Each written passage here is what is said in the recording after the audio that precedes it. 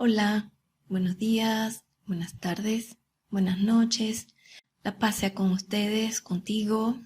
Maravillas y poder del libro Amor a Dios.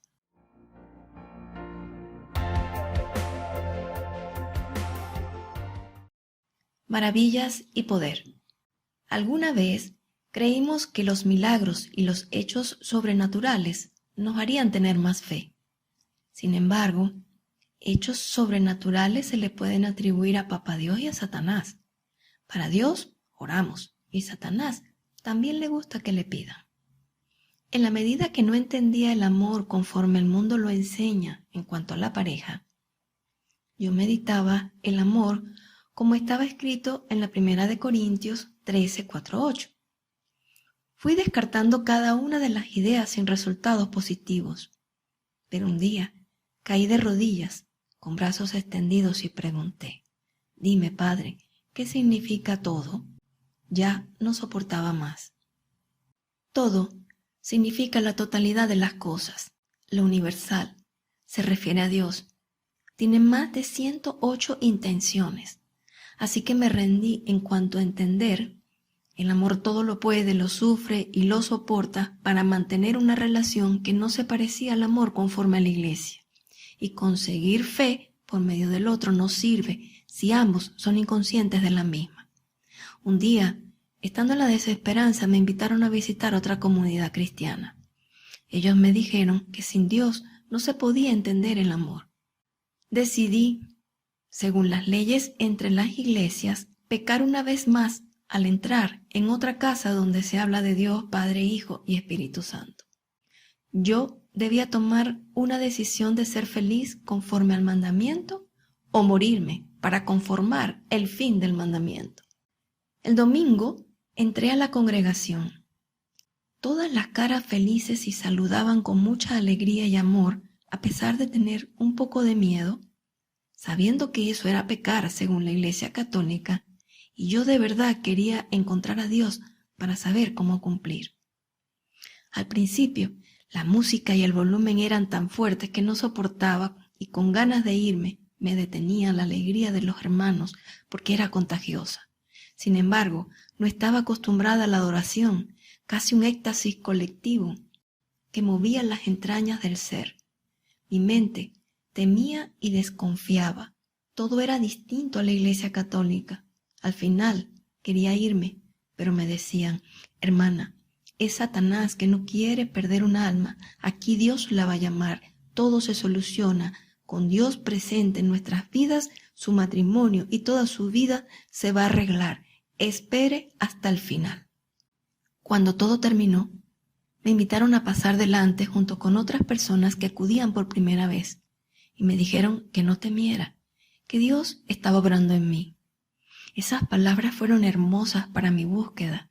Me dijeron que la señora solo pondría sus manos cerca de mi cabeza y recibiría la señal del Espíritu Santo.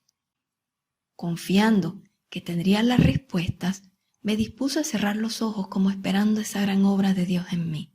La verdad es que no me percaté de lo que sucedía. Yo era uno de los últimos y había cerrado mis ojos en oración cuando de pronto sentí una fuerza indescriptible que me empujó fuertemente hacia atrás y caí de espalda inconsciente de mí y de mi cuerpo y desperté en el piso. Me levanté y salí huyendo despavorida de ese lugar. Pero me detuvieron tratando de explicarme que eso era la manifestación del Espíritu Santo de Dios y que me había tocado.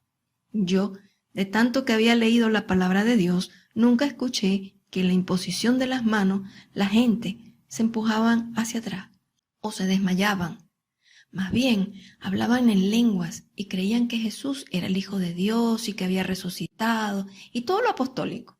En este caso mi alma estaba consternada y le contesté de forma imperante: con el permiso de quien me empujó. Sé que esa señora no me tocó.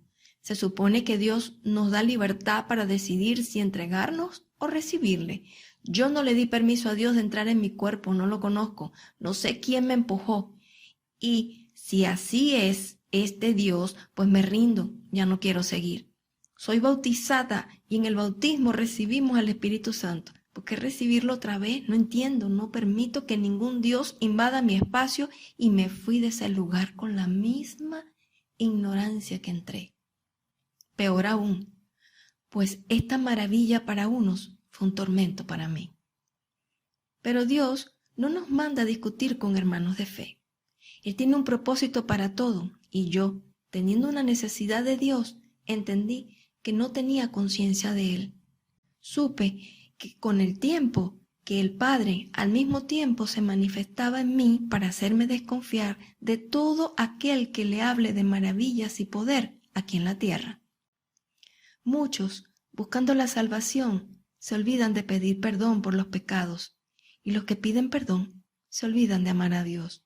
Y yo, pecadora, caminaba al abismo, pues ese día tomé la decisión de que no valía la pena morirme para darle vida a un mandamiento que para mí ya era imposible cumplir.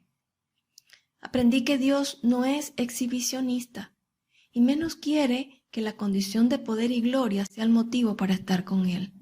Muchos le acompañan en la confianza de que tendrán comida, dinero, empleo, casas, pero pocos confían en Él y reciben lo que Él les da.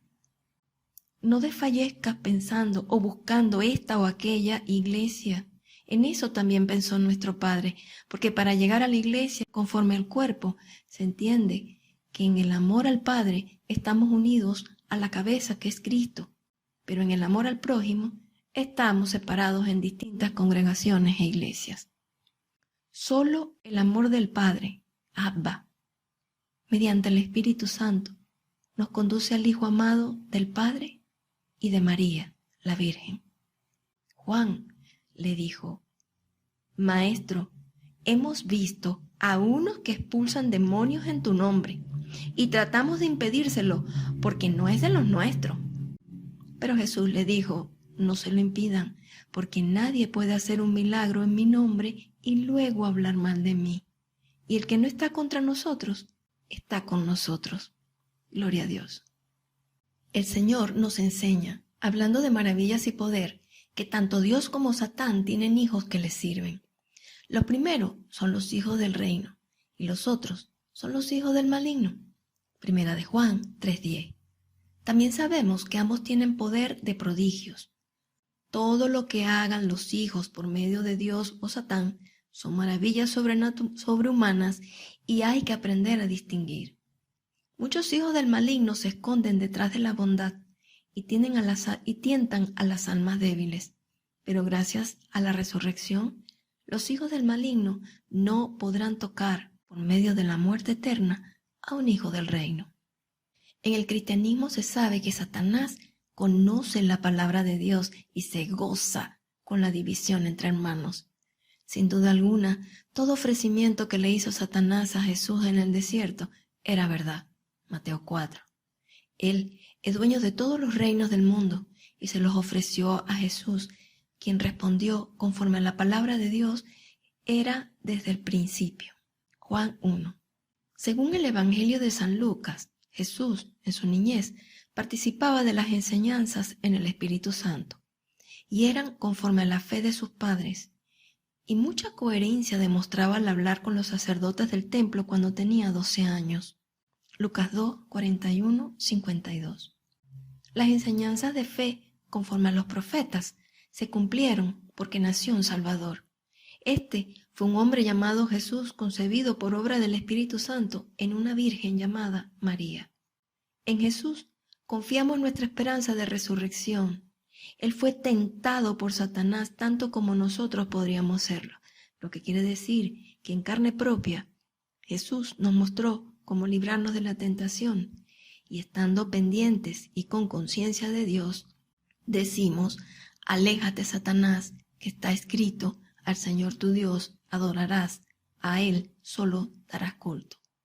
Sabemos que procedemos de Dios, mientras que el mundo entero pertenece al maligno. Sabemos que el Hijo de Dios ha venido y nos ha dado inteligencia para conocer al verdadero. Estamos con el verdadero y con su Hijo Jesucristo. Él es el Dios verdadero y vida eterna. Antes de pensar en obedecer que hay que aprender la conciencia del bien que nos enseña el Padre. Y en ello va naciendo el amor que nos invita a obedecer los mandamientos todo lo que se pueda. Lo demás, déjalo al Espíritu Consolador que ha venido para tu auxilio y reconciliación. Si conocemos la voluntad de Dios, nos libramos de la tentación. Esta viene cuando nos olvidamos de amar a Dios gracias a su palabra y al Espíritu Santo. A los maestros cristianos les pido, instruyan con el conocimiento del amor a Dios sin amenazas con la ley. Esto tiene las ventajas en el camino, la verdad y la vida. El conocimiento espiritual y del Espíritu Santo que viene del amor a Dios nos libra y nos acerca a la asertividad de nuestros propios valores cristianos. De lo contrario, vivimos con algo que se llama conciencia inmadura. La conciencia inmadura funciona como si tuviéramos un ángel y un diablito que al mismo tiempo están aconsejando o tentando en todo lo que pensamos. Mientras más conciencia, más nos acercamos a la maravilla en Cristo Jesús que nos alimenta con su cuerpo y sangre. Y nada sobrenatural nos mueve fuera del camino, la verdad y la vida, sino que damos gloria a Dios porque delante de los hijos de Dios todo procede del Padre, del Hijo y del Espíritu Santo. Anécdota. Recuerdo la vez que quise robarme una pintura de uñas. Tenía 12 años. La metí en mi bolsillo fácilmente y después comencé a dar vueltas y vueltas en la tienda preguntándome, ¿la devuelvo o no? Mi mente comenzó a cavilar. Por un lado, el ángel muy sonriente me decía, si no la devuelves, estás pecando contra los mandamientos y además vas presa. El diablito, muy animado y convincente también, me habló de esta manera. Tranquila, nadie te vio. Después de esta no lo harás más. Tú no eres ladrona. Hoy te estás divirtiendo y adquiriendo destrezas y agilidad delante de los demás. Esta última reflexión fue más convincente. Pero al final la veladora me había descubierto sin decir nada, metió su mano en mi bolsillo muy disimuladamente y la sacó. Bueno, despavorida por el hecho, al sentirme bien librada, solté mi mente y abrí una puerta más grande. Tengo que demostrar menos miedo y más confianza en mí misma. Ya me había hecho esclava del pecado, robar. Durante este tiempo de fechorías ni pensar en confesiones, no robarás. ¿Cómo le iba a decir al cura lo que Dios ya sabía? Y además no lograba dejar porque las ganas de tener lo ajeno habitaban en mí. Para ese entonces, por la costumbre de confesar fechorías, ya me sabía todas las penitencias.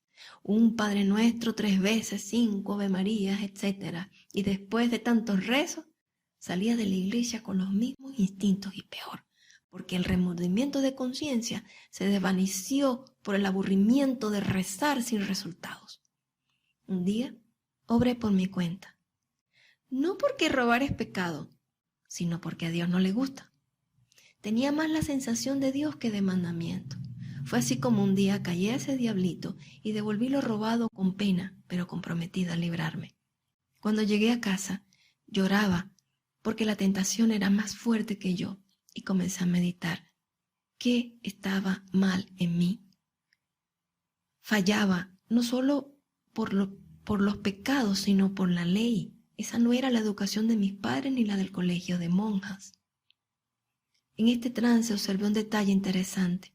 Mi querido angelito de la guarda estaba mudo, comparado con el verbo atractivo de mi diablito.